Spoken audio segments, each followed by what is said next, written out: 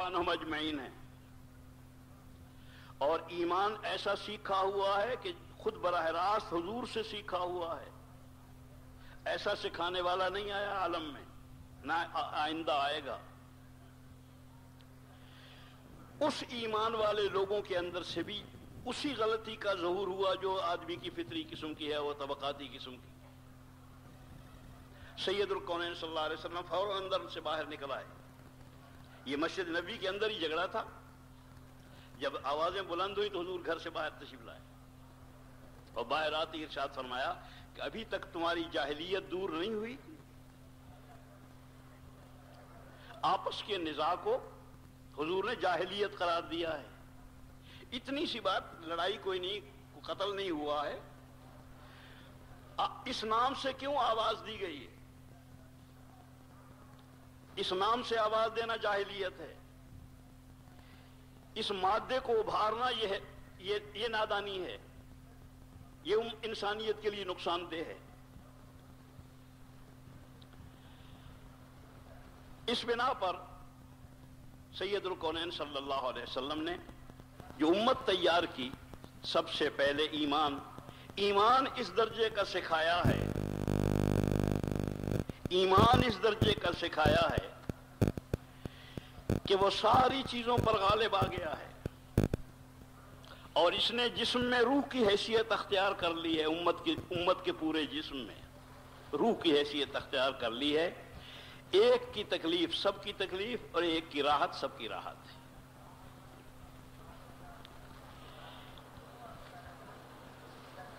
جتنے بھی لوگ تھے،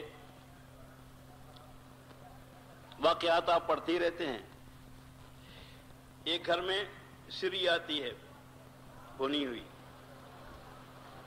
ان کے گھر میں آئی، انہوں نے فوراً خیال کیا کہ یہ کون زیادہ مستحق ہے،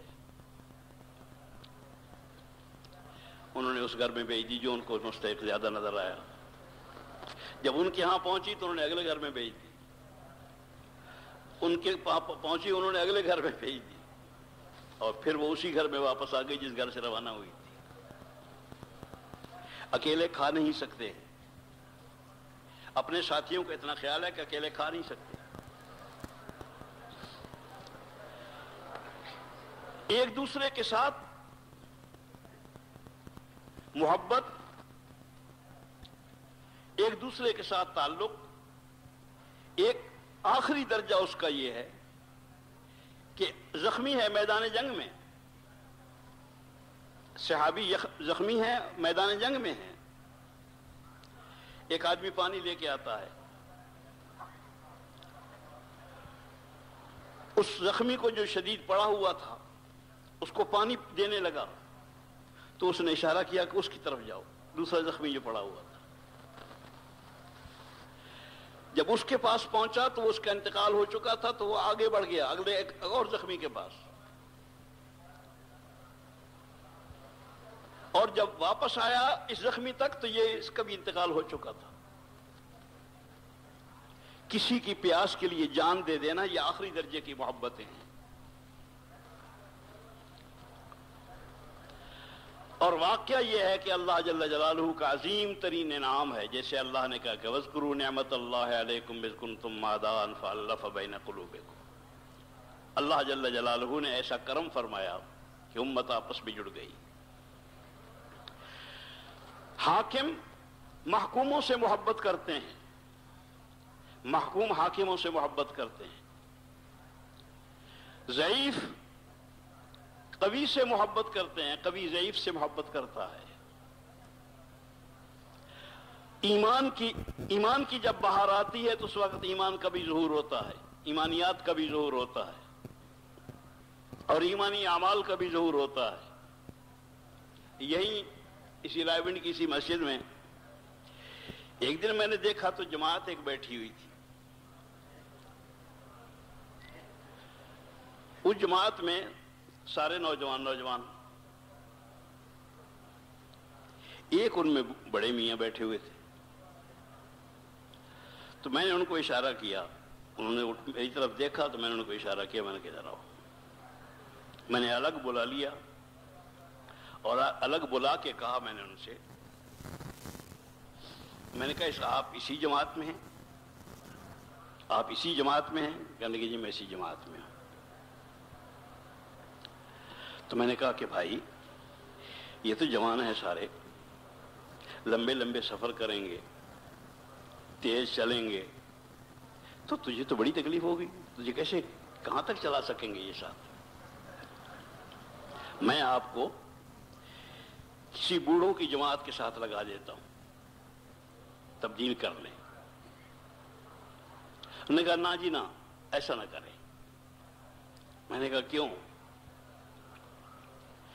کہنے لگے کہ میں اللہ کا شکر ہے صاحب اولاد ہوں، صاحب اولاد ہوں، بچے بھی ہیں، بچیاں بھی ہیں۔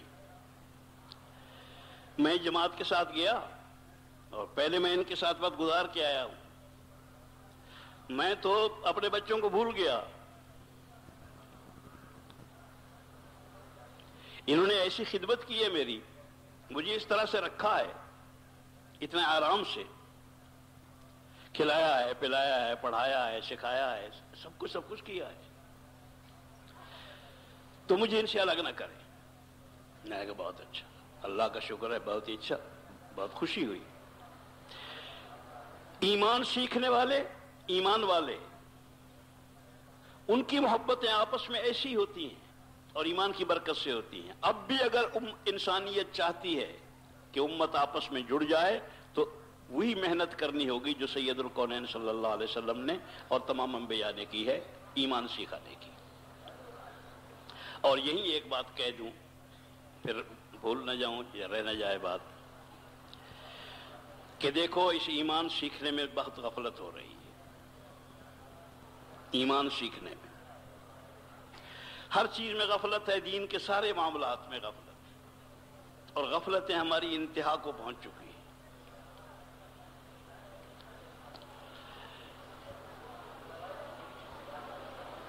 لیکن ایمان کے معاملے میں سب سے زیادہ غفلت ہے۔ ایمان صرف کلمہ پڑھ لینے کا نام نہیں ہے، اندر کے یقین کا نام ہے، اندر کے یقین کا نام ہے۔ جب تک اندر کا یقین نہیں بدلتا ہے آدمی ایمان والا نہیں بنتا ہے۔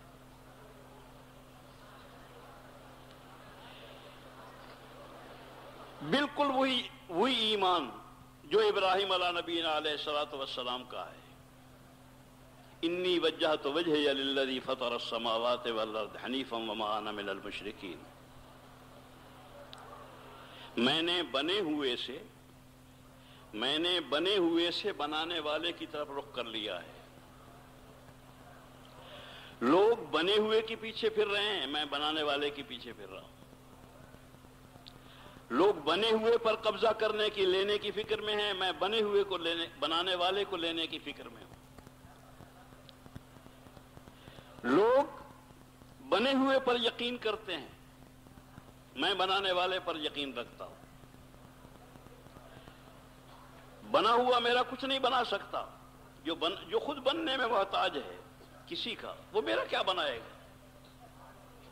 میں نے اس بنا پر بنے ہوئے سے بنانے والے کی طرف رخ کر لیا ہے، اسی کو چاہتا ہوں، اسی کی اطاعت کرتا ہوں، اسی سے مدد مانگتا ہوں، اسی سے محبت کرتا ہوں، اسی سے امیدیں مانتا ہوں، جو ضرورت ہوتی ہے اسی سے مانگتا ہوں، بنے ہوئے سے نہیں، بنانے والے سے۔ یہ دل کا یقین ہو کہ میرے کام یہاں بنے ہوئے سے نہیں بنیں گے، بنانے والے سے بنیں گے، دل کا یقین یہی۔ اور دل کی یقین کی بات سمجھانے کی تو پھر بھی کوشش کر لوں، اللہ کرے سمجھ میں آ جائے۔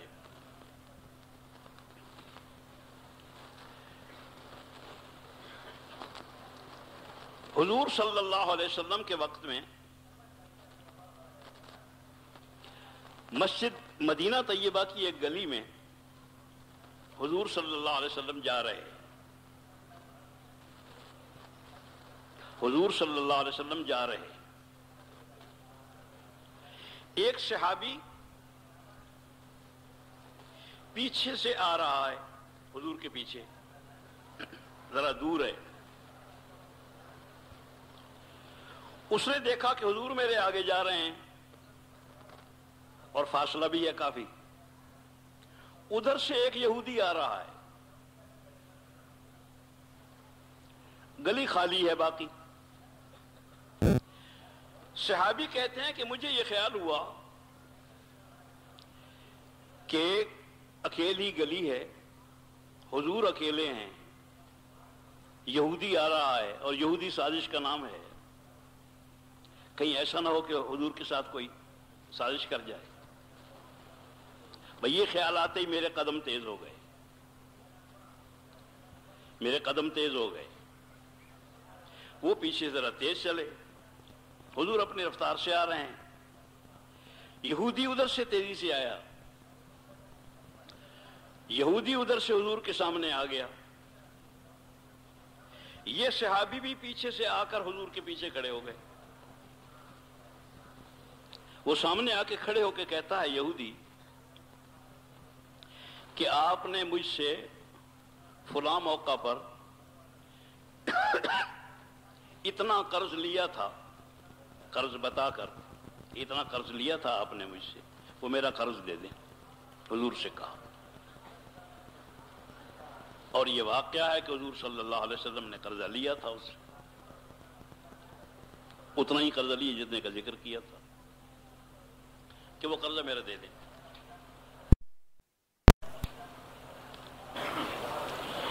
حضور صلی اللہ علیہ وسلم نے جواب میں ارشاد فرمایا کہ میں نے تمہارا قرضہ فلاں جگہ پر فلاں وقت ادا کر دیا تھا، پورا قرضہ. یہودی نے کہا کہ گواہ لاؤ. مقدر سے گواہ کوئی نہیں تھا اس وقت جب حضور نے قرضہ ادا کیا تھا.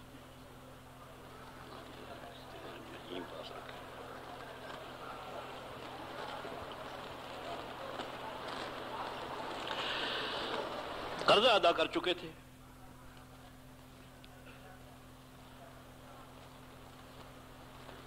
حضور نے جب یہ ارشاد فرمایا کہ میں نے تمہیں فلاں جگہ پر فلاں دن فلاں وقت تمہارا قرضہ اتنے پیسے تمہارے ادا کر چکا، یہ پیچھے سے ابھی بھی سن رہے ہیں، اس نے بھی سنا ہے، یہودی نے بھی. اس نے یہ کہا کہ گواہ لاؤ اس پر. گواہ حضور کے پاس تھا نہیں. اس موقع پر جب آدمی کوئی شریف آدمی بھی پھنسے اس طرح سے تو اس وقت میں ایک پریشانی سی ہوتی ہے طبیعی قسم کی. جب اس نے کہا گواہ لاؤ تو اس کے یہ کہتے ہی کہ گواہ لاؤ اور حضور نے خاموشی اختیار فرمائی.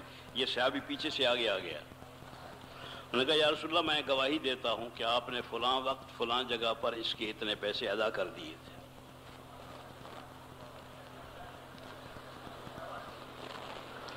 یہ سنتے ہی یہودی بھاگ اٹھا پیچھے کو، اس لیے کہ وہ سوچ نہیں سکتا تھا کوئی یہودی بھی اس زمانے میں کہ مسلمان جھوٹ بھی بول سکتا ہے. مجھ سے غلطی ہوئی، مجھ سے غفلت ہوئی کہ میں نے دیکھا نہیں تھا، یہ موجود تھا، ورنہ یہ کیسے گواہی دیتا. اس لیے بھاگ اٹھا کہ گواہ تو تھا. جب وہ بھاگ اٹھا تو حضور مسکرائے اور اس صحابی سے کہا، سامنے کھڑے ہوئے تھے، کہ بلا تو ٹلی، ایک قضیے میں پھنس گئے تھے، اس سے تو نکل گئے، لیکن تو نے کیسے گواہی دی؟ تو موجود نہیں تھا، تو وہاں موجود نہیں تھا، کیسے گواہی دی تو نے؟ انہوں نے عرض کی کہ یا رسول اللہ میں آپ کے پیچھے کھڑا ہوا تھا جب یہودی نے کہا کہ میرا فلاں قرض ادا کریں. جب آپ نے اس کے جواب میں کہا کہ میں نے اتنا قرضہ فلاں وقت ادا کر دیا، اس وقت میں سن رہا تھا، میں نے وہ سنا اور آپ کے کہنے پر آپ کے کہنے پر مجھے اس سے زیادہ یقین ہوا، آپ کے کہنے پر اس سے زیادہ یقین ہوا اگر میں اس موقع پر موجود ہوتا اور اپنی آنکھوں سے اس جگہ کو بھی دیکھتا، اس آدمی کو بھی دیکھتا، اور اپنی آنکھوں سے اس واقعہ کو دیکھتا، آپ کو پیسے دیتے ہوئے دیکھتا، اس کو پیسے لیتے ہوئے دیکھتا، تو جو میرا یقین تھا اس سے بنتا، اس سے زیادہ یقین مجھے اس پر آ گیا جب آپ کی زبان سے میں نے سن لیا کہ آپ نے قضا ادا کر دیا ہے۔ اس کا نام ایمان ہے۔ یہ ایمان چاہیے کتاب پڑھنے کے وقت، کتاب پڑھنے کے وقت میں یہ ایمان چاہیے، قرآن پڑھتے وقت یہ ایمان چاہیے، نماز پڑھتے وقت یہ ایمان چاہیے۔ اللہم، حضور کی دعا ہے، اللہم انی اسألک ایمانا دائما، اے اللہ میں آپ سے مانگتا ہوں ایمان، لیکن ایمان ایسا جو ہر وقت ہمیشہ ساتھ رہنے والا ہو۔ کسی عمل کا موجود ہونا ہر وقت ضروری نہیں، کسی عمل کا بھی، لیکن یہ عمل جو ہے ایمان، اس کا ہر وقت موجود ہونا ضروری ہے۔ نماز دن میں 5 دفعہ ہے، روزے سال میں 1 دفعہ ہیں، حج زندگی میں 1 دفعہ ہے، لیکن ایمان ہر وقت کی چیز ہے، اور ایمان اسی اندر کے یقین کا نام ہے۔ آپ نے حدیث پڑھی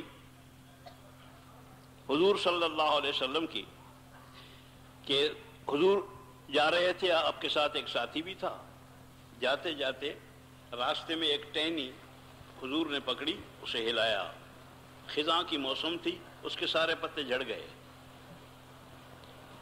صحابی ساتھ دیکھنے والے موجود ہیں، دیکھ رہے تھے۔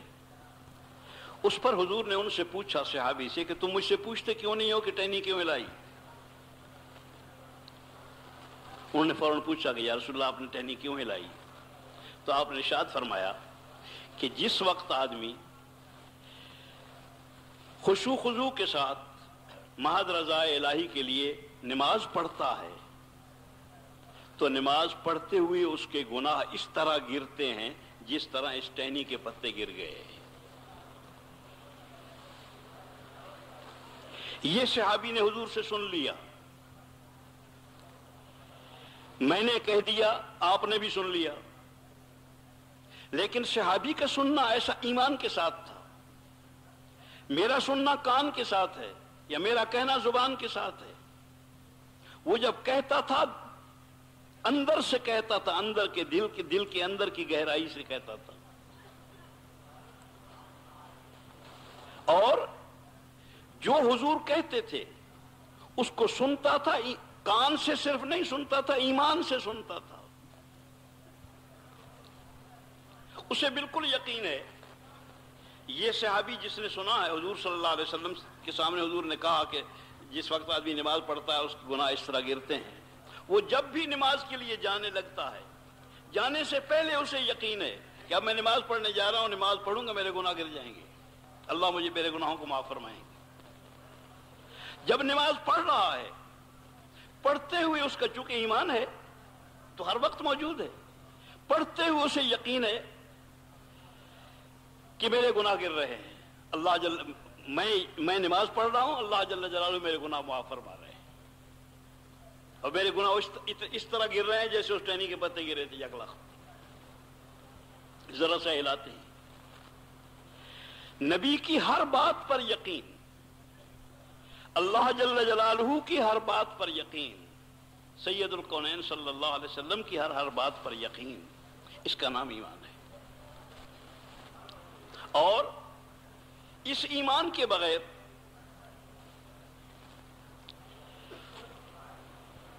جو احادیث سے اندازہ ہوتا ہے، اعمال کا وزن نہیں بنتا ہے، ایمان کی قیمت نہیں بنتی ہے، اعمال کی قیمت نہیں بنتی ہے۔ اعمال کی قیمت نہیں بڑھتی اگر اندر ایمان نہیں ہے. اس بنا پر اگر محنت کی جائے، وہ صحابی نے جو کہا ہے اس وقت کہ یا رسول اللہ، جب آپ نے فرمایا کہ میں نے تیرے فلاں وقت اتنے پیسے ادا کر دیے تھے، اس پر مجھے جو یقین آیا ہے وہ اس سے زیادہ ہے اگر میں آنکھوں سے دیکھتا اور کانوں سے سنتا سارا کچھ. یہ یقین اس کو سیکھنا پڑتا ہے، اس کے لیے محنت کرنی پڑتی ہے مستقل. اور مسلسل محنت کے بعد واقعی آنکھوں دیکھے سے زیادہ کا یقین اللہ جل جلالہ عطا فرما دیتے ہیں. اور اس وقت جب یقین اندر ہوتا ہے، جو کچھ حضور صلی اللہ علیہ وسلم نے کسی عمل کے متعلق کہا ہے، جب اس کا یقین پیچھے ایک ساتھ ہو تو اس عمل میں اتنی لذت ہوتی ہے، اتنا مزہ ہے، اتنا لطف ہے، اتنا سکون ملتا ہے، اتنی طاقت ملتی ہے کہ کسی اور چیز سے اتنی طاقت نہیں مل سکتی ہے، نہ سکون مل سکتا ہے. لیکن شرط یہی ہے کہ اس ایمان کو سیکھا جائے. اور اللہ کے واسطے اس ایمان کو سیکھنے کی کوشش کرو، مستقل محنت کرنے کی، مستقل محنت کر کے.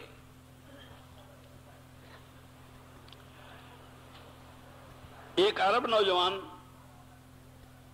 جماعت میں تھا، وہ یہ کہہ رہا تھا کہ تم جو کہتے ہو اشہد ان لا الہ الا اللہ، کبھی سوچا ہے؟ اشہد ان لا الہ الا اللہ، میں شہادت دیتا ہوں وسلم اللہ کے بندے اور اس کے رسول ہیں. تو عرب پوچھنے لگا کہ شہادت تو دیکھنے پر ہوتی ہے، شہادت تو جائز نہیں ہے بغیر دیکھے، تو تم یہ شہادت کیسے دیتے ہو؟ کلمے پر بات کر رہا تھا، کلمے پر، کہ جب تم نے دیکھا نہیں ہے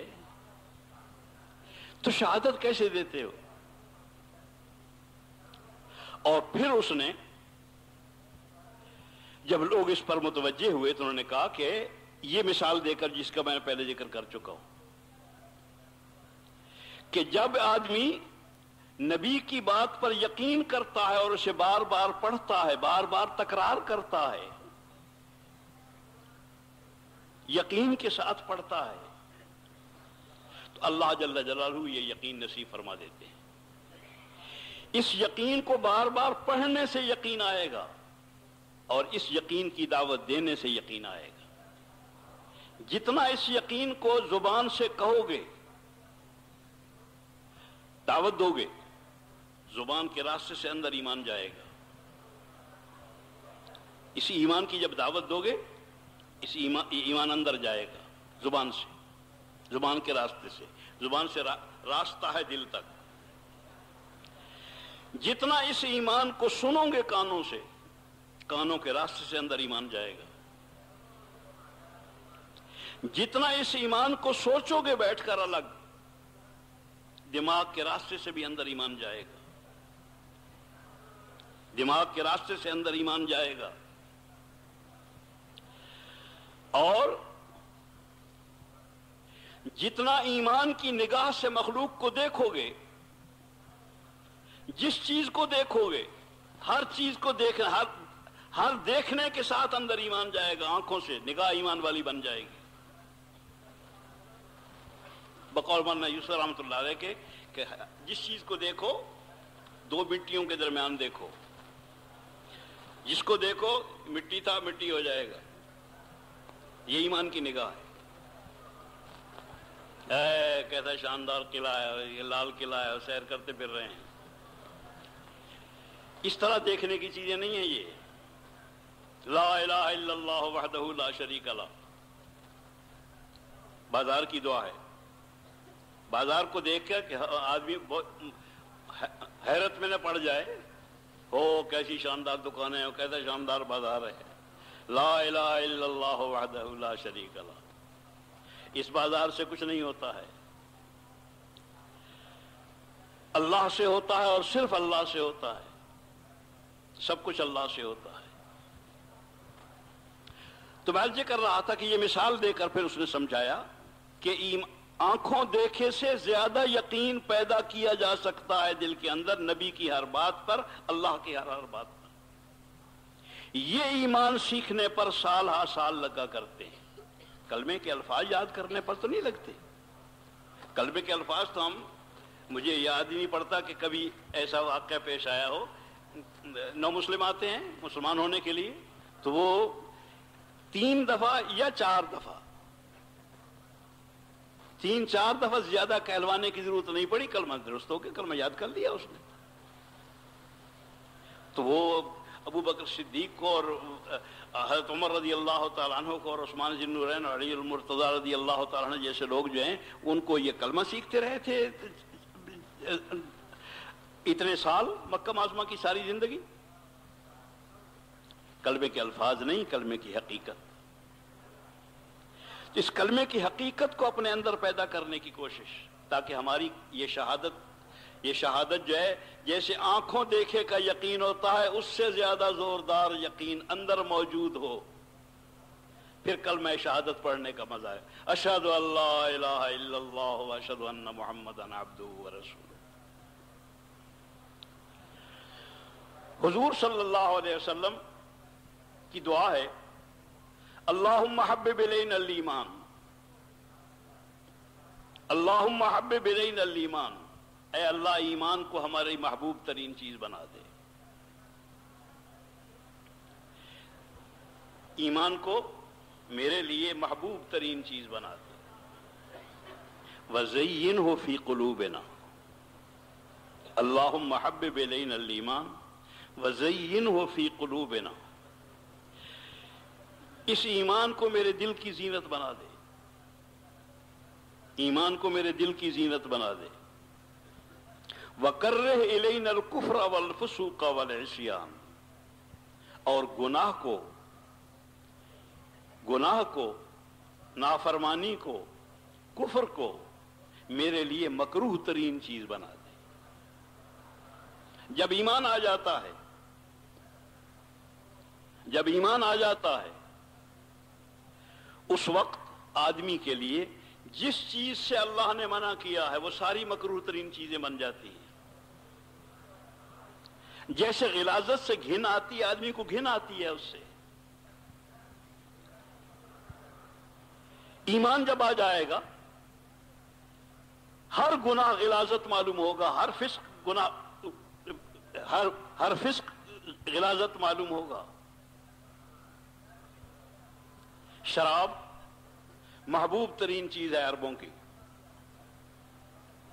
محبوب ترین چیز تھی، سب سے زیادہ قیمتی برتن شراب کے ہوتے تھے۔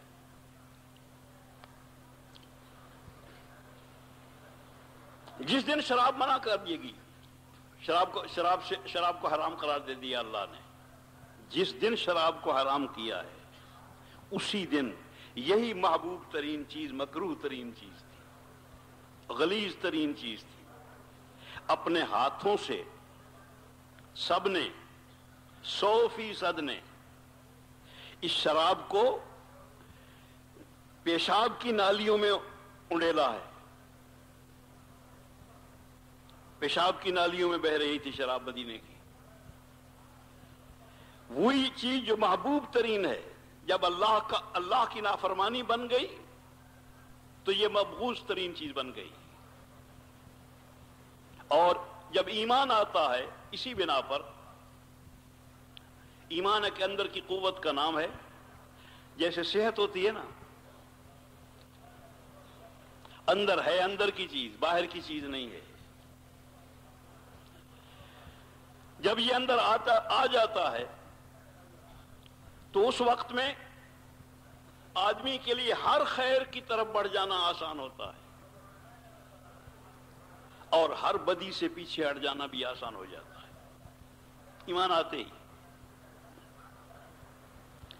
ایمان ایک اندر کی طاقت کا نام ہے، اندر ہوتا ہے.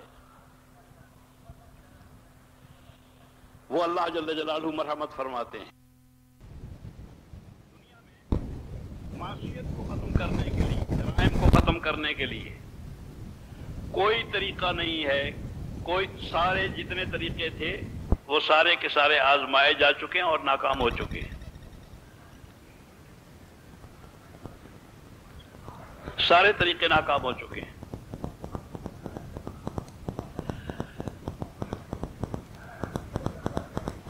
صرف ایک طریقہ باقی ہے، وہ ہے محمد الرسول اللہ صلی اللہ علیہ وسلم کا طریقہ، ایمان سکھانے کا. ایمان سکھا دو، ایمان سکھا دو امت کو. محنت کرو، سارے لگ کے ایمان سیکھ لو، ایمان سیکھ لو، ایمان سکھا دو. اور ایسا ہے آسان کہ سکھاتے سکھاتے سیکھنا ہوتا ہے. اس کو سکھاتے ہوئے سیکھو. لوگوں کو سکھانا شروع کرو، تمہارا کام بھی بنتا چلا جائے گا.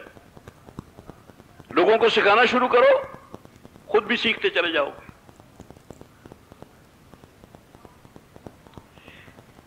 اس کو سکھا دو، اپنے آپ تمام جرائم ختم ہو جائیں گے. اس میں کوئی شبہ نہیں. مدینہ طیبہ میں ایک آدھ جرم ہوا، جرائم نہیں تھے وہاں پر، لیکن اسی کے ساتھ یہ بھی ہوا کہ جرائم ہوئے.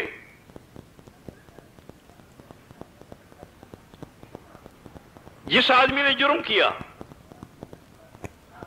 وہ بھاگا ہوا آیا حضور کی خدمت میں.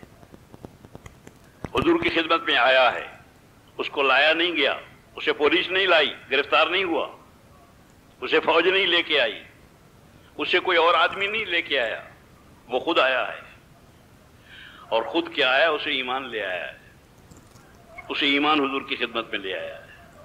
اور آتے ہی کہتا ہے کہ طاہر نہیں یا رسول اللہ، یا رسول اللہ مجھے پاک کرے، میں گندا ہو گیا، مجھے پاک کرو، مجھے پاک کرو، مجھے پاک کرو. حضور کی خدمت میں یہ الفاظ کہتا ہے کہ مجھے پاک کرو. حضور دوسری طرف منہ پھیر لیتے ہیں. ادھر سے آیا، حضور نے منہ ادھر کر دیا. وہ ادھر سے اٹھ کر ادھر آ گیا، ادھر آ کے پھر آ کے کہا یا رسول اللہ مجھے پاک کیجیے. وہ حضور نے منہ ادھر پھیر لیا، پھر وہ اٹھ کے ادھر آ گیا.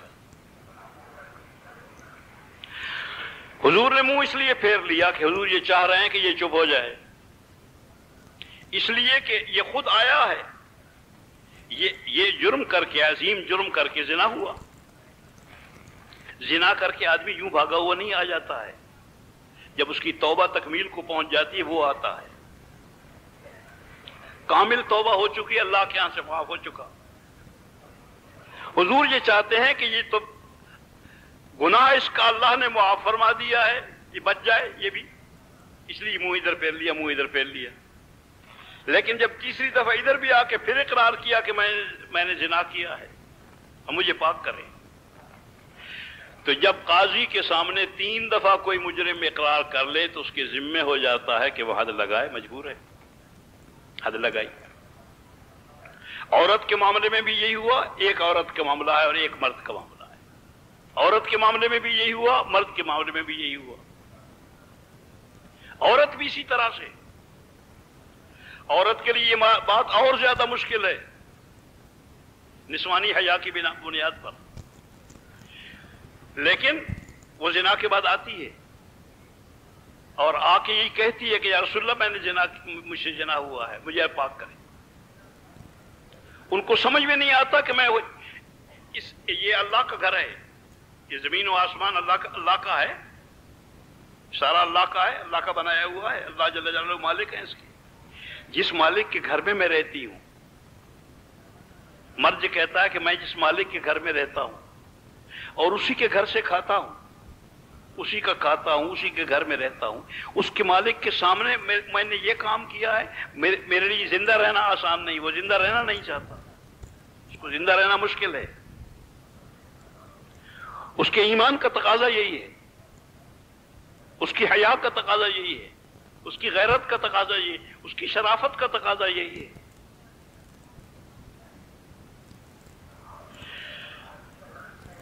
آ گیا اور مرد آیا اس طرح جس طرح میں نے پہلے عرض کیا، عورت آئی، حضور نے فرمایا کہ جاؤ، اس نے یہ اقرار یوں کیا کہ میں حاملہ ہو گئی ہوں، زنا سے حمل بھی ٹھہر گیا ہے۔ حضور نے فرمایا کہ حمل کی حالت میں حد نہیں لگائی جا سکتی، منع ہے، اس لیے جس وقت بچہ پیدا ہو جائے اس کے بعد آنا۔ جب بچہ پیدا ہوا پھر اسی دن آ گئی بچہ کو لے کر کہ بچہ پیدا ہو گیا ہے۔ حضور نے فرمایا کہ ہاں یہ دودھ پیتا ہے، جب تک یہ دودھ اس کا نہیں چھڑائے گی اتنے تک حد نہیں لگ جائی جا سکتی، قانون ہے شرعی۔ پھر واپس چلی گئی۔ جس دن بچے کا دودھ چھڑایا اور ٹکڑا روٹی کا اس کے ہاتھ میں دیا اور بچہ کھانے لگا، وہ کھاتا ہوا ٹکڑا اس کے ہاتھ میں تھا کہ بچے کو لے کے آئے، یا رسول اللہ یہ کھانے کے آ گیا ہے، مجھے حد لگا دی۔ حضور نے پھر اس وقت حد لگائی، حد لگانے کا حکم دیا ہے۔ حد لگائی گئی، وہی پتھر مار مار کے ختم کر دیا۔ اور اس عورت جب پتھر مار رہے تھے تو پتھر مارنے والوں میں سے ایک پتھر مار ایسا لگا کہ ایک صحابی کے چھینٹے پڑے، خون کے اندر سے چھینٹے آئے، اس کے کپڑوں پر پڑ گئے۔ جب کپڑوں پر خون کے چھینٹے آئے تو وہ اس کی زبان سے سخت الفاظ نکلے، سخت الفاظ نکلے اس عورت کے متعلق۔ حضور صلی اللہ علیہ وسلم نے ارشاد فرمایا کہ سخت الفاظ مت کہو، اس نے ایسی توبہ کی ہے کہ اگر مدینے کے 10 آدمیوں پر تقسیم کی جائے تو سب کے گناہ اللہ معاف فرما دے، ایسی توبہ کی ہے۔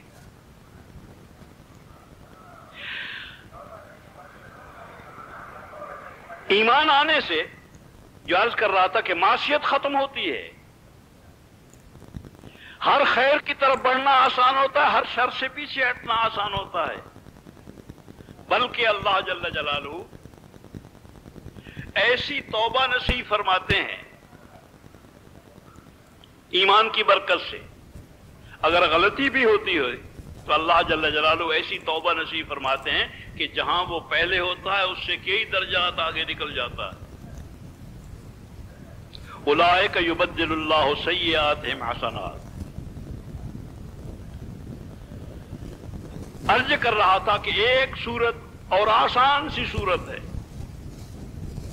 سارے مسائل کا حل ایمان سیکھنا ہے، ایمان سیکھنا سارے مسائل کا حل ہے۔ علم بھی صحیح ہو جائے گا، محبتیں بھی آ جائیں گی، اعمال کا کرنا آسان آ جائے گا۔ ایمان جب آ جاتا ہے تو آدمی کو اعمال کے بغیر گزارا نہیں ہوتا۔ یہ نہیں کہ آدمی نماز پڑھنے لگ جاتا ہے، نہیں، نماز پڑھے بغیر گزارا نہیں ہوتا ہے، سچ بولے بغیر گزارا نہیں ہوتا ہے،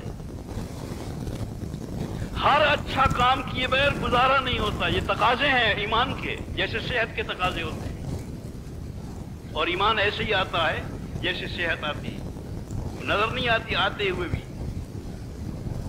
لیکن جب آتی ہے صحت تو جس دن صحت آنے لگتی ہے، ابھی وہاں مدینہ طیبہ میں تھے، بخار ہو گیا، بخار بھی تیز بار بار چڑھتا تھا سردی کے ساتھ۔ ڈاکٹر صاحب آئے، بخار کو 3را دن ہو گیا تھا، اور ڈاکٹر صاحب چونکہ دوا دے رہے تھے اپنی اس کو بخار کو اتارنے کی، بخار کے جانے کے لیے آئے اور آ کے نبض دیکھی، اور اس کے بعد کہنے لگے کہ آج بھوک نہیں لگی؟ میں نے کہا آج بھوک تو لگ رہی ہے۔ کہنے لگے گیا بخار۔ صحت کی علامت ہے، بھوک لگے گی، پیاس لگے گی، بولنے کو جی چاہے گا، سننے کو جی چاہے گا، دیکھنے کو جی چاہے گا، چلنے کو جی چاہے گا، پھرنے کو جی چاہے گا، سب چیزوں کے لیے جی اسی وقت چاہتا ہے جب صحت ہوتی ہے. جب صحت نہیں رہتی تو کسی چیز کے لیے جی نہیں چاہتا. بالکل اسی طرح سے جب ایمان نہیں رہتا اندر، یا ایمان کمزور ہو جاتا ہے، آخری درجے پر پہنچ جاتا ہے، نہ نماز کے لیے جی چاہتا ہے، نہ قرآن کے لیے جی چاہتا ہے، نہ ذکر کے لیے جی چاہتا ہے، نہ دعوت کے لیے جی چاہتا ہے، کسی کام کے لیے نہیں جی. اور جب ایمان آ جاتا ہے، اور ایمان آ جائے اگر جاندار قسم کا ایمان، تو اللہ کی قسم جان دینا بھی آسان ہو جاتا ہے. اور اپنی جان دینی آسان ہوتی ہے.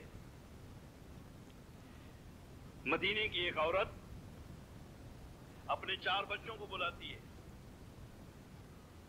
کہ حضور نے جانے کے لیے کہا ہے میدان میں جانے کے لیے، اور میدان میں تمہارے میدان میں نہیں، اجتماع والے میدان میں، کھلی جگہ، اس میدان میں جہاں جانے دینی ہوتی ہے، میدان جہاد، اس کے لیے بلایا حضور نے. اپنے 4 بیٹوں کو بلایا. ماں بہت کمزور ہوتی ہے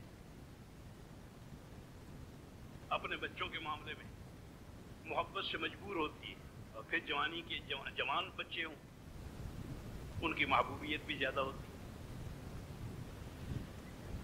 جوان بچے 4 بلاتی ہے اور بلا کے ان سے کہتی ہے کہ دیکھو حضور نے جانے کے لیے کہا ہے، حضور نے جانے کے لیے کہا ہے، اس لیے صرف جانے کا ارادہ کرو، آنے کا ارادہ نہ کرو.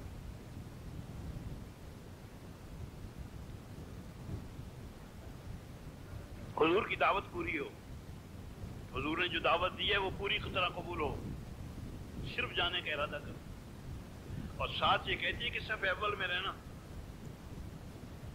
جہاد کی بھی صف اول اور نماز کی بھی صف اول، صرف نماز کی نہیں ہوتی، ہر چیز کی صف اول ہوتی ہے. خرچ کرنے کی، قربانیاں کرنے کی، صبر کرنے کی، تحمل کرنے کی، دعائیں کرنے کی، ذکر کرنے کی، اللہ کے قرآن پڑھنے کی، ہر چیز کی صف اول ہوتی ہے. خدا کے راستے میں خرچ کرنے کی، جان دینے کی.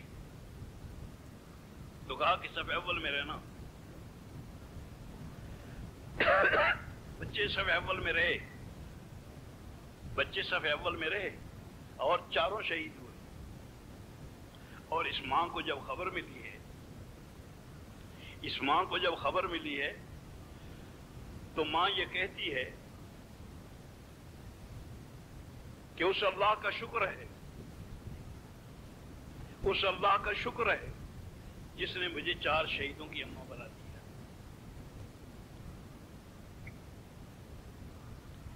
ایمان کے بعد یہ واقعات ہوتے ہیں، اور ایمان کے بعد یہ عام بات ہے، یہ آسان بات ہے. ایمان سیکھنے میں بے شک دقت پیش آتی ہے، اس میں دھکے کھانے پڑتے ہیں، اس میں ماریں بھی کھانی پڑتی ہیں، اس میں بلال بھی بننا پڑتا ہے، اس میں ابو بکر بھی بننا پڑتا ہے، عمر بھی بننا پڑتا ہے، فاقے بھی کرنے پڑتے ہیں، گرمیاں بھی سہنی پڑتی ہیں، سردیاں بھی سہنی پڑتی ہیں، دقتیں برداشت کرنی پڑتی ہیں. لیکن ایمان بس وہ دقتیں اسی سیکھنے کے دور کی ہیں. جب ایمان آ جاتا ہے پھر مزے ہی مزے ہیں. ادھر سے تو کام ہونے کے اعتبار سے مسئلہ آسان ہو جاتا ہے.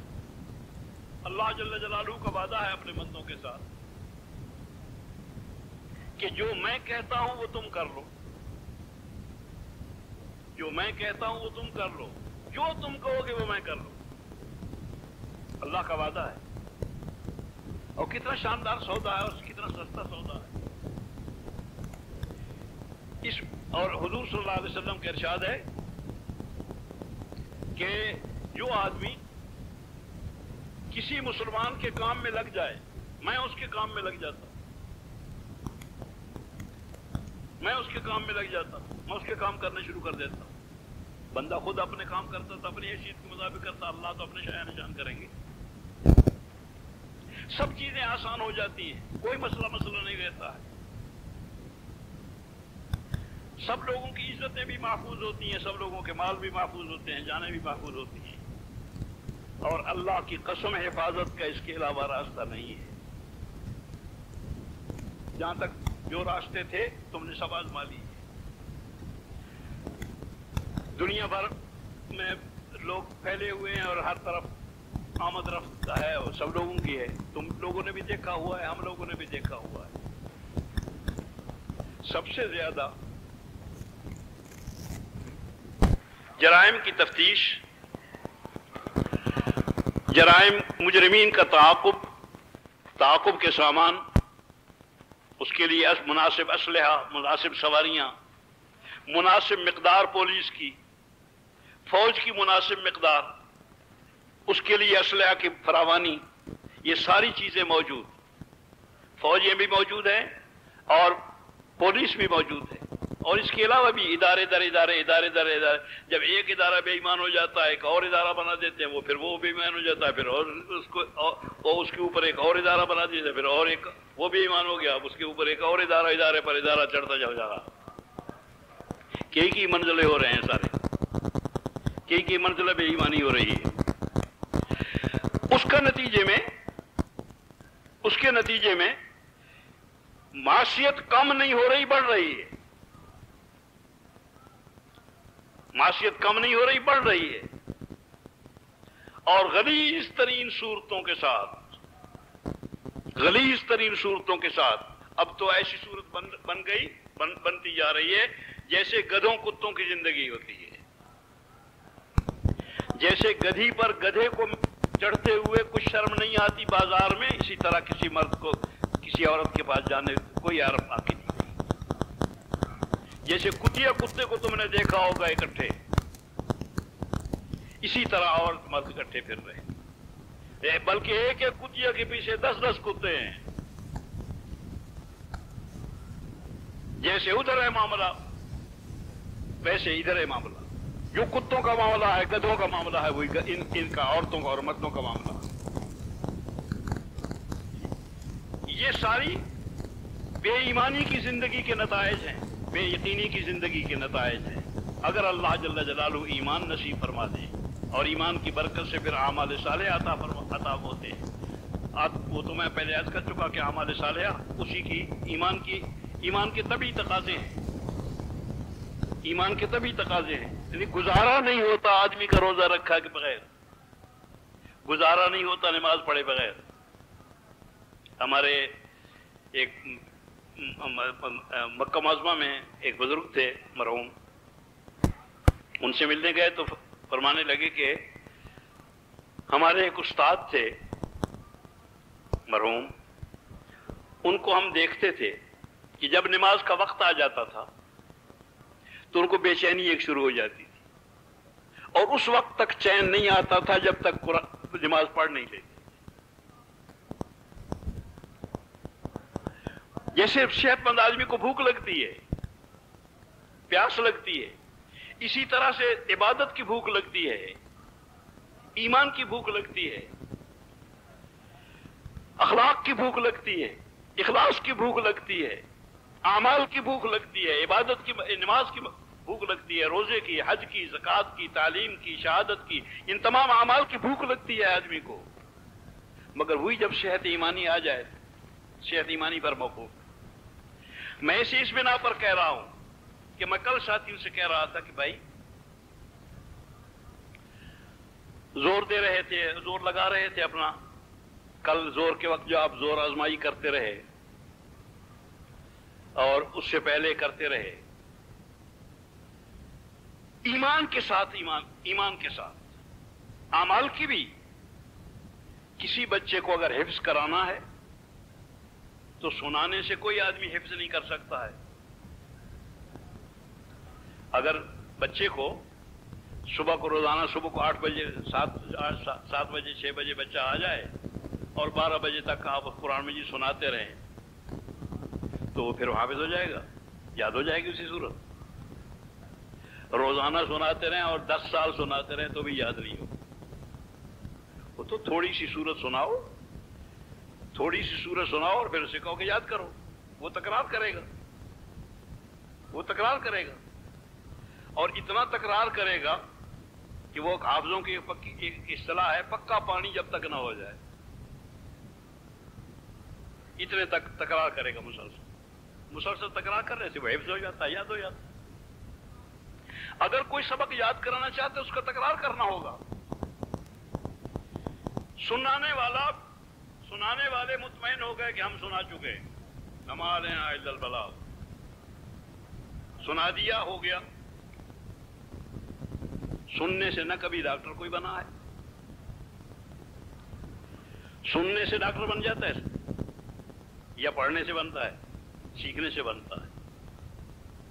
ڈاکٹروں کے ماحول میں رہ کر سال ہا سال لاکھوں روپیہ خرچ کر کے پھر جا کے ڈاکٹر بنتا ہے۔ انجینئر بننا ہو تو انجینئروں کے درمیان میں رہ کر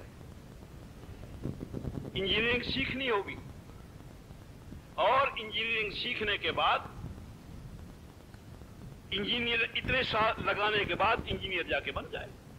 بالکل اسی طرح سے اگر ایمان سیکھنا ہے، اگر دین سیکھنا ہے، دینداروں کے درمیان رہ کر دین سیکھا جائے گا، اور سال ہا سال لگانے پڑیں گے اس پر۔ ایمان والوں کے درمیان میں رہ کر ایمان سیکھا جائے گا، توبہ والوں کے درمیان رہ کر توبہ سیکھی جائے گی، علم والوں کے درمیان میں رہ کر علم سیکھا جائے گا، ذکر والوں کے درمیان میں رہ کر ذکر سیکھا جائے گا، عبادت والوں کے درمیان میں رہ کر عبادت سیکھی جائے گی۔ ہماری غفلت کی انتہا ہو گئی ہے۔ میں آپ کو کیا بتاؤں، ذکر کرتے کچھ خیال بھی آتا ہے۔ ہمارے شیخ الحدیث صاحب رحمۃ اللہ علیہ، مولانا زکریا صاحب، ان کے ساتھ طبی سے تعلق تھا میرا۔ میں ایک دفعہ تقسیم سے پہلے کی بات ہے، سن 42-43 کی، نہ 44 کی، سن 44 کی، میں شیخ کے ہاں بیعت ہونے کے لیے چلا گیا۔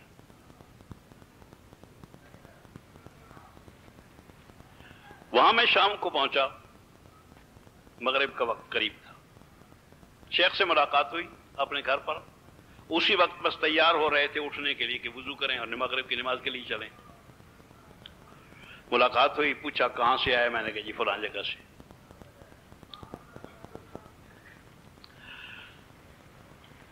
فرمانے لگے کہ نماز کا وقت قریب ہو گیا ہے، تم بھی چلو مسجد میں وضو کرو، میں بھی وضو کر کے آ رہا ہوں مسجد ہی میں،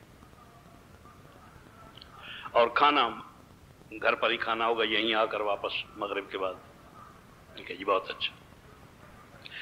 مسجد میں چلے گئے، تھوڑی دیر کے بعد مسجد میں وہ بھی آ گئے، اذان شروع ہو گئی، اذان ختم ہوئی، نماز میں کھڑے ہو گئے۔ میں شیخ کے ساتھ ہی پہلی صف میں نماز میں کھڑا ہو گیا، نماز پڑھی، 3 فرض۔ فرض پڑھنے کے بعد میں احتراماً پہلی صف سے پچھلی صف میں آ گیا۔ میں نے بھی 2 سنتوں کی نیت باندھ لی، ہر شیخ نے بھی 2 سنتوں کی نیت باندھ لی۔ ہماری 2 سنتیں 2 منٹ میں ختم ہو گئی۔ شیخ ابھی پہلی رکعت کے سجدے میں بھی نہیں گئے تھے۔ وہ ہمارے ایک جہاں لاہور میں پڑھا کرتے تھے کسی زمانے میں، تو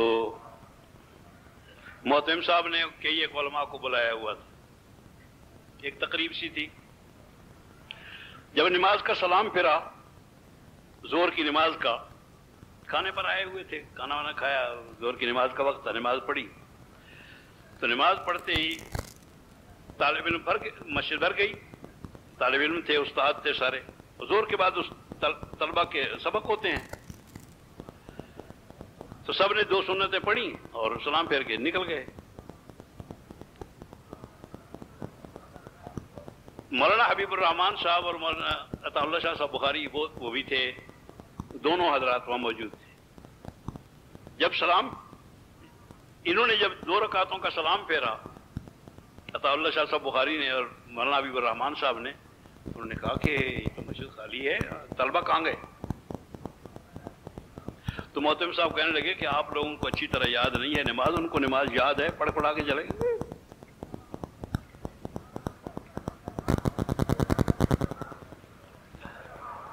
تو میں وہاں 2 رکعت پڑھ کے بیٹھ گیا، ہمیں تو طالب علم تھے، ہمیں تو یاد تھی نماز، شیخ الحدیث صاحب کو یاد تھی نہیں، اس لیے ابھی پہلی رکعت کے سجدے میں پھر رہے تھے۔ میں آپ سے سچ کہتا ہوں کہ 10 سال پڑھا، 10 سال میں کتابیں پڑھی، اللہ کا شکر ہے تھرڈ کلاس لوگوں میں سے نہیں تھا، بلکہ اول درجے میں رہتا تھا، امتحانوں میں بھی سبقوں میں بھی 10 سال میں کتابیں پڑھی، کتابیں پوری ہو گئی تھی۔ 10 سال کے بعد اللہ نے پڑھانے کی جگہ ایسی دے دی جو میں سمجھتا تھا کہ میں اس کا مستحق نہیں تھا، کسی اچھے استاد کی جگہ تھی، لیکن اللہ نے مجھے دے دی، میں نے 6-7 سال پڑھایا بھی۔ اس سارے پڑھانے کے وقت میں اور پڑھنے کے وقت میں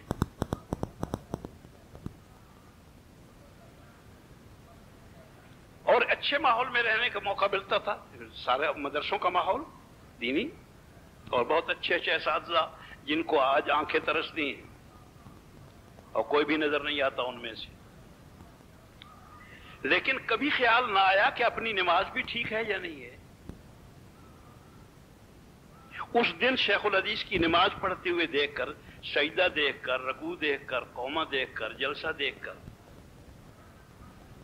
اس دن یاد آئی کہ بخاری میں جو حضور کی نماز اماں جان بیان کرتی ہیں، کہتی ہیں کہ حضور صلی اللہ علیہ وسلم صبح کو اٹھے اور حضور نے نماز شروع کی، اور نماز کتنی حسین تھی میں تمہیں کیا بتاؤں، کتنی حسین نماز تھی۔ اور اس کے حسن کے بیان میں کہتی ہیں کہ جب قیام میں کھڑے ہوئے تو معلوم ہوتا تھا کہ یہ اب آج رکوع نہیں کرتے ہیں، اتنا لمبا قیام، اور پھر رکوع میں گئے تو اتنا لمبا رکوع، خیال تھا کہ رکوع سے اٹھتے نہیں ہیں آج، اور رکوع سے اٹھ کے جب کھڑے ہوئے تو ایسا معلوم ہوتا تھا کہ اب سجدے میں جانے کا ارادہ نہیں ہے۔ پھر سجدے میں گئے تو مجھے شک پڑ گیا، سجدہ اتنا لمبا ہوا کہ مجھے شک پڑ گیا کہ کہیں انتقال تو نہیں ہو گیا۔ اتنا سکون ہے، اتنا لمبا ہے۔ میں بیٹھا ہوا ہے شیخ الحدیث صاحب کے پیچھے اور ان کی نماز کو دیکھ رہا ہوں، اور یاد آ رہی ہے بخاری کی وہ روایت، اور خیال آیا کہ یا اللہ، یہ 15-18 سال ہو گئے شعور کے، پڑھنے پڑھانے کے، لیکن کبھی خیال ہی نہ آیا کہ اپنی نماز کو بھی دیکھیں، اپنی نماز بھی ٹھیک ہے یا نہیں۔ غلطیاں دیکھتے ہیں تو دوسروں کی دیکھتے ہیں، اپنی نہیں دیکھتے، کمیاں دیکھتے ہیں تو دوسروں کی دیکھتے ہیں، اپنی نہیں دیکھتے کہ میرا کیا حال ہے، میرا ایمان کے اعتبار سے کیا حال ہے، میرا اخلاق کے اعتبار سے کیا حال ہے، میرا دعوت کے اعتبار سے کیا حال ہے۔ اپنے آپ کو دیکھنا ہے، خود بننا ہے۔ اور یہ الگ بات ہے کہ سید الکونین صلی اللہ علیہ وسلم دین ایسا جامع لے کے آئے ہیں کہ خود بننا ایسے انداز کے ساتھ ہے کہ خود بنتے چلے جاؤ اور بناتے بھی چلے جاؤ، بناتے ہوئے بننا ہے۔ دعوت کا راستہ اختیار کیا ہے، حضور نے ایمان سکھایا ہے، کتاب کے ذریعے سے نہیں، تقریر کے ذریعے سے نہیں، دعوت کے ذریعے سے۔ جس کو ایمان سکھایا ہے، سب کو دعوت کے ذریعے سے ایمان سکھایا ہے، اور دعوت ہی صحیح ذریعہ ہے ایمان کا اور تمام اعمال کا۔ میں ایک دفعہ آ رہا تھا سفر سے، تو بحرین میں اترا، اور بحرین سے ذرا آگے بھی جانا تھا دمام کی طرف۔ بحرین میں عصر کی نماز کے وقت نماز پڑھی، ریاض الصالحین میرے پاس موجود تھی، میں نماز کے بعد بیٹھ گیا، کتاب کھولی ریاض الصالحین، اور اس میں جماعت کے ساتھ نماز پڑھنے کے فضائل میں نے بیان کی، حدیث پڑھی، ایک حدیث پڑھی، دوسری پڑھی، تیسری پڑھی، 3 حدیثیں، یہ 4 حدیثیں پڑھی، اس کا ترجمہ بھی کیا مختصر سا۔ اس کے بعد دعا ہو گئی، مختصر سی تعلیم۔ وہاں پر ایک تاجر بیٹھا ہوا تھا، وہ مجھے کہنے لگا کہ مفتی صاحب میں واقعی اندر سے جی چاہتا ہے کہ جماعت کے ساتھ نماز پڑھوں، اور جب جماعت کے ساتھ نماز پڑھتا ہوں تو خوشی بھی ہوتی ہے، سکون بھی ملتا ہے، لیکن رہ جاتا ہوں، پھر شروع کرتا ہوں، پھر رہ جاتا ہوں، پھر شروع کرتا ہوں، پھر رہ جاتا ہوں۔ کوئی تعویذ دے دو، دم کر دو، کوئی کلام بتا دو، کوئی نسخہ بتا دو، کوئی ترکیب بتا دو کہ میں جماعت سے نماز پڑھ لیا کروں۔ میں نے کہا بھائی تعویذ واویذ تو جانتا نہیں، نسخہ جانتا ہوں۔ کہنے لگے نسخہ بتا دو۔